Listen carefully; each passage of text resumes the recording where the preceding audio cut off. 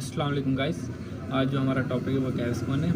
तो आज हम गैविस्कॉन के फ़ायदे, नुकसान, साइड इफ़ेक्ट और प्रीकॉशंस के बारे में बात करेंगे।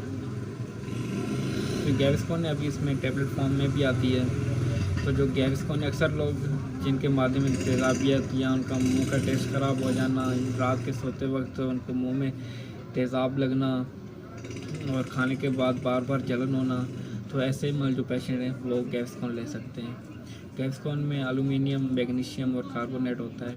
गैविस्कॉन में पेपरमेंट भी होता है, जिसकी वजह से मरीज़ को बेहतरी महसूस होती है और इसे हम आमतौर पे सोडा मेंट टाइप भी कहते हैं। और अगर हम इसके डोज की बात करें तो ये टैबलेट हम खाने के बाद भी ले सकते हैं, और अगर सिरप की बात करें तो सिरप खाने के बाद 2 चमचे ले सकते हैं। और अक्सर लोग जिनको रात को जिनका मुंह का टेस्ट ख़राब हो जाता है, जिनको तेज़ाब जैसा महसूस होता है, वो रात के वक्त खाने के बाद भी ले सकते हैं। तो अगर हम अभी इसके साइड इफ़ेक्ट की बात करें तो इसमें नोज़िया हो सकता है, जिसकी वजह से वोमिटिंग हो सकती है। और इसमें मैग्नीशियम होता है, तो वो जब एलुमिनियम से मिलता है तो वो एंटी डायरियल तौर पे काम करता है, जिसकी वजह से कब्ज़ हो सकती है।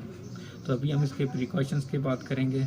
वो मरीज़ जो कि जिगर की बीमारियों से मुब्तला हैं वो ये नहीं ले सकते, और जिनको गुर्दों की बीमारी है या फिर वो डायलिसिस पे हैं, वो भी ये एहतियात से लें या डॉक्टर के मशवरे के साथ लें। और जो लेडीज़ जो प्रेगनेंसी में हैं वो भी ये बेहतर है कि ना ले सकती हैं वो भी, लेकिन बेहतर है कि वो इससे परहेज़ करें।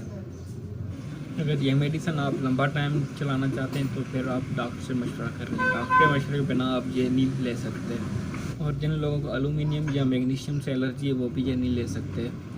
और ये सिरप आप ज़्यादा गर्म जगह पे नहीं रख सकते। अगर ज़्यादा गर्म जगह पे रखेंगे तो इसे लेने से आपको वोमिटिंग हो सकती है।